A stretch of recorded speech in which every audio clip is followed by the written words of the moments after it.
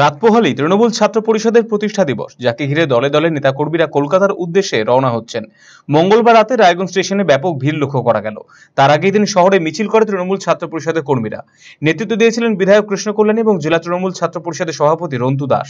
বিধায়ক জানিয়েছেন, জেলা থেকে বিশাল সংখ্যক কর্মী সমর্থক কলকাতার উদ্দেশ্যে রওনা দিয়েছে।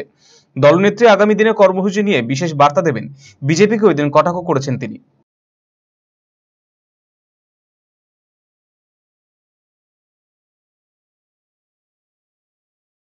আগামীকাল তৃণমূল কংগ্রেস ছাত্র পরিষদের প্রতিষ্ঠাতা দিবস। তো আপনারা যেমন জানেন, গতকালও আমাদের রায়গঞ্জ বিধানসভা থেকে 1000 জন মতো ছাত্রছাত্রী কালকে কলকাতাতে আগামীকাল যে প্রতিষ্ঠাতা দিবস উদযাপন হবে সেটাতে সামিল হতে গিয়েছিলেন। আজকেও প্রায় সেম সংখ্যক ছাত্রছাত্রী আজকে রাধিকাপুর এক্সপ্রেস থেকে তারা কলকাতায় যাচ্ছেন।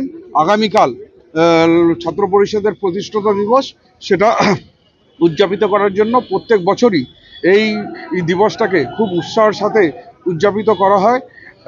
এই ছাত্র প্রতিষ্ঠাতা দিবসে, ছাত্র পরিষদের প্রতিষ্ঠাতা দিবসে আমাদের নেত্রী মমতা বন্দ্যোপাধ্যায়, অভিষেক বন্দ্যোপাধ্যায় আমাদের ছাত্রদের উদ্দেশ্যে একটা বার্তা দেন। সেই বার্তা নিয়ে আমাদের ছাত্র ভাইয়েরা, ছাত্রছাত্রী ভাই বোনেরা তারা সারা বছর তাদের কর্মসূচি অ্যাডপ্ট করে। সেই হিসাবে তারা আগামী দিনে সেই পথ প্রদর্শক হয়ে তারা সারা বছর কাজ করে।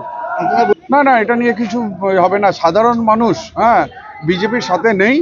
আজকে সাধারণ মানুষ বুঝে গেছে, আজকে বিজেপির মুখোশ খুলে গেছে। যেটা ছাত্র সমাজ নিয়ে যেটা একটা আন্দোলন হওয়ার কথা ছিল, সেখানে দেখা গেছে যে বিজেপির নেতৃত্বে মিদনাপুর থেকে আসা কিছু গুন্ডা, বিহার ঝাড়খণ্ড থেকে আসা কিছু গুন্ডা পশ্চিমবঙ্গকে অশান্ত করার চেষ্টা করেছিল। আজকে আমরা এই আন্দোলনে ছাত্র সমাজকে দেখিনি, আমরা দেখিয়েছি বিজেপির কিছু গুন্ডা বাহিনীকে। তো আজকে এই বিজেপির গুন্ডা বাহিনীর মুখোশ খুলে গিয়েছে। কালকে এনারা যে স্ট্রাইক ডেকেছেন, আপনারা দেখবেন পশ্চিমবঙ্গে কোনো রকমভাবে সাড়া পড়বে না। সাধারণ মানুষ স্বতঃস্ফূর্তভাবে যেই হিসাবে দৈনন্দিন জীবন যেমন যাপন করেন সেই হিসাবে চলবে। কালকে এনাদের ধর্মঘট বিফল।